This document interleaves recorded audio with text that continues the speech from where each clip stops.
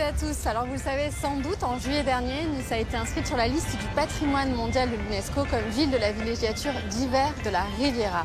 Et dans ce cadre-là, on va partir chaque 15 jours à la découverte d'un quartier avec celles et ceux qui connaissent le mieux cette ville. Et aujourd'hui, notre guide, c'est Christophe Prédal.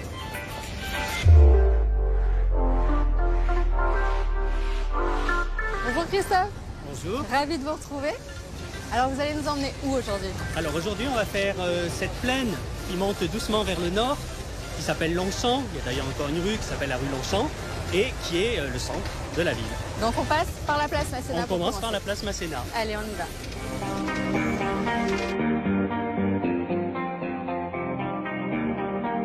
Alors on va faire un petit stop là au milieu de cette place qui a été en fait en deux parties parce qu'elle était séparée par le Paillon.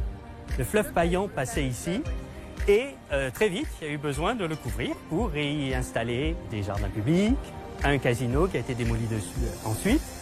Et l'autre caractéristique de cette place, c'est ces fameuses arcades qui étaient prévues d'ailleurs sur toute l'avenue qui part vers le nord, mais elles n'ont été faites qu'en partie.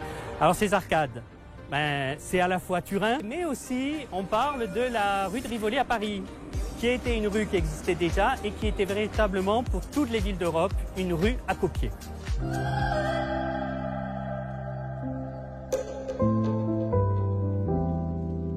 Donc là, on est dans la partie de la ville qui n'est pas régulée, c'est ça? C'était avant? La rue Longchamp, c'est une rue très ancienne qui traverse de biais maintenant donc le tracé régulé.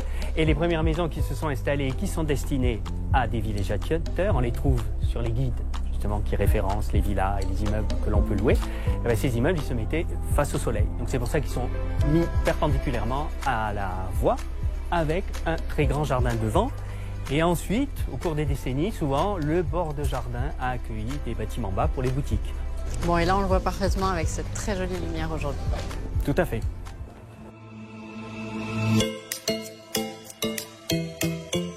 Alors là, Christophe, on s'enfonce dans la ville de Nice et ça devient de plus en plus vert. Et oui, Nice est une ville verte parce que ça a été aussi voulu.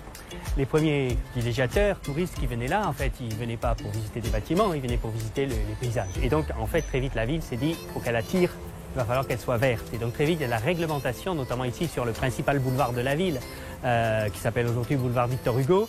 Il y a ces règlements avec ces obligations de retrait de 6 à 7 mètres où les propriétaires étaient obligés de construire en retrait, d'avoir un jardin et avec un jardin, avec en général des murs bas, surtout pas des murs hauts pour que le jardin privé participe des arbres plantés par la ville et que ça fasse un ensemble totalement vert. Voilà. C'est le cas ici dans cette église américaine.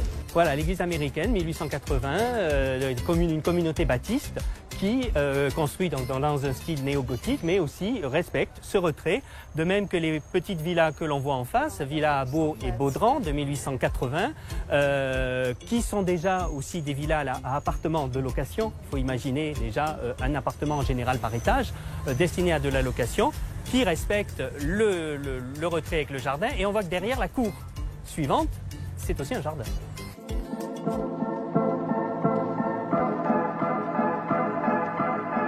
L'essor urbain de la ville de Nice, évidemment, vient du fait que le train, à un moment donné, va arriver directement et proposer Paris-Nice en 2 jours, 24 heures, selon la période. Mais il y a autre chose que je voulais spécifier quand même, parce qu'on le voit à chaque fois, c'est que dans les grands axes de cette ville, à chaque fois, en bout, on devine des collines.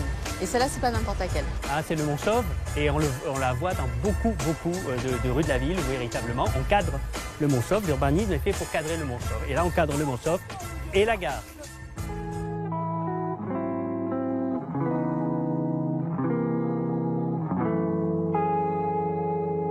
Alors Christophe, on finit cette émission ici dans la gare parce qu'évidemment, l'arrivée du train dans Nice a changé radicalement l'histoire de cette ville. Tout à fait. C'est une volonté de Napoléon III. 1860, la ville devient française. 1864, le train arrive.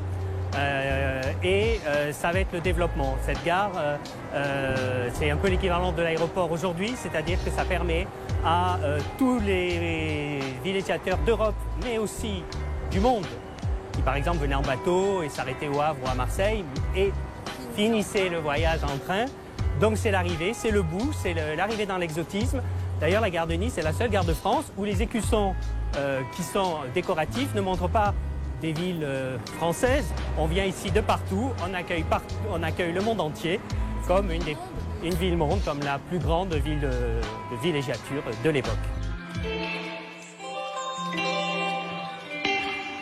Dans le centre-ville, en 70 ans, sur des terrains, il y a pu y avoir 3 bâtiments qui se sont succédés. On démolit les bâtiments au bout de 30, 40 ans parce qu'ils ont un style obsolète, parce qu'ils sont plus techniquement au goût du jour.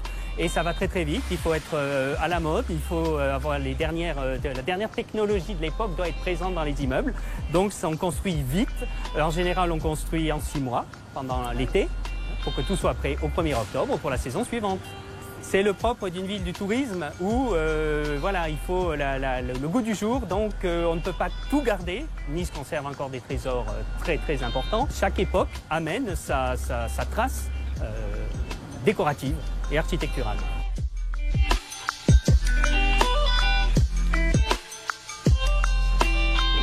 Et voilà, c'est terminé pour aujourd'hui. J'espère que cette balade vous a plu. Rendez-vous dans 15 jours pour la suite de nos pérégrinations. Salut!